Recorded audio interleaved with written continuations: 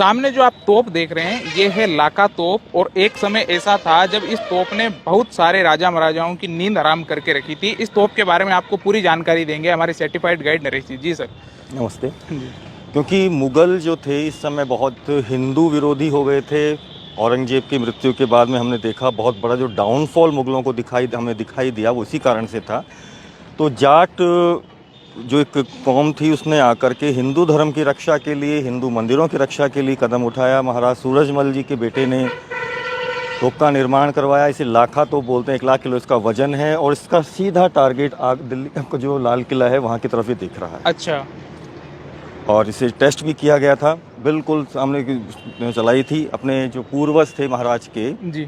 गोकुलादीन की जिनकी मृत्यु कर दी, इनकी हत्या कर दी गई थी आगरा के लाल किले के अंदर, उसका बदला लेने के लिए जवाहर सिंह जी ने इस तोप को निर्माण करवाया था। अच्छा। हाँ, ये वो तोप थी जिसने मुग़लों की, मराठों की, राजपूतों की सबकी नींदें उड़ा दी थी कि यहाँ पर एक ऐसी तोप बन गई है जो एक ही बात चलेगी लेकिन सब कुछ विध्वंस कर देगी। अच्छा। तोप चलाने के लिए जो सबसे पहला जो बीचों बीच जो एक सुराख होता है, यहाँ से सूतली निकल के आती थी। उस सूतली के अंदर वो लंबी सी सूतली होती थी ताकि जो सैनिक इसे चलाएगा वो तो जीवित रह ही नहीं पाएगा। जी। तो उसकी रक्षा का पूरा ध्यान करने के लिए झील को बनाया गया। तो झील तक दौड़ करके वो फटक से कूद जाएगा। पानी में जाने के बाद उसकी आवाज़ सुनाई नहीं देगी। अच्छा। और इसे लाखा तोप कहते हैं क्योंकि इसका 1 लाख किलो इसका वजन, देखिए इसे पूरा बारूद से भरा जाता था। और अच्छा। इसमें से जो वो गोला निकलेगा वो जो पूरा फटेगी ये 250 किलो इसके अंदर बारूद, तो दूर तक जाएगा ये पूरा का पूरा और पूरे आगरा के लाल किले को ये तबाह कर। अच्छा, तो मेन इसका पर्पस यही था कि आगरे के लाल किले को ध्वस्त किया जाए, ध्वस्त किया जाए, बदला लेना था उनसे कि उन्होंने गोकुला जो जाट थे उनकी हत्या की थी आगरा के लाल किले में। अच्छा। तो उसको तोड़ने का उनका विचार था। ये वो राजा थे जिन्होंने 4 बार आगरा को फतह किया था, दिल्ली को फतह किया था। मुग़लों की पूरा का पूरा इन्होंने तबाह कर रखा था। अच्छा। और आप देख रहे हैं चारों तरफ जल महल भी दिखाई देगा आपको। महाराज सूरजमल का पूरा शानदार किला आपको दिखाई दे रहा है। झीलों की नगरी के नाम से फेमस है आपका ये शहर।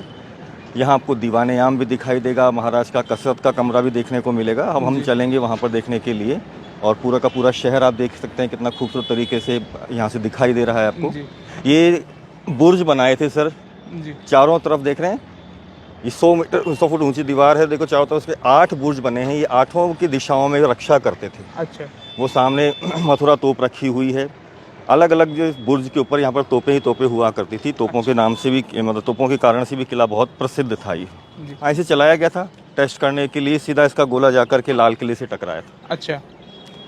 फिर इसके बाद में कभी ज़रूरत पड़ी नहीं। और फिर बाद में मुग़ल भी कमज़ोर हो गए थे और जाट राजाओं ने भी फिर बाद में अपना शांति काल ही अपनाया था। किसान वर्ग मतलब खेती वगैरह में लग गए थे फिर। अच्छा। ये लेकिन धर्म की रक्षा करने के लिए इस किले का निर्माण हुआ। जी। धर्म की रक्षा के लिए ही इस तोप का निर्माण हुआ। जो मंदिर तोड़े जा रहे थे, पीपल के पेड़ों को काटा जा रहा था और महिलाओं का और बालिकाओं की हत्याएं की जा रही थी, उस पर भी बहुत बड़ी रोक लगा दी।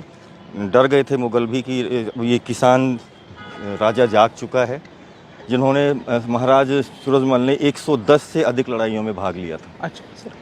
और इनका पूरा साम्राज्य उस समय आप देखेंगे तो पूरे नॉर्थ इंडिया को ही नहीं, पूरे साउथ तक में भी इनका बोलबाला था। यानी कि दक्षिण से भी जो मराठाओं की सेना आती थी वो भी इनके साथ में रहती थी, इनसे मित्रता रखते थे और उनके साथ में ही युद्ध में भाग लिया करते थे। ये वो राजा थे जिन्होंने 8 महीनों तक मराठा सेना को बिल्कुल, जो कि घायल हो चुकी थी पानीपत के तीसरे युद्ध के बाद में, उसे अपने ही घर में संरक्षण दिया था।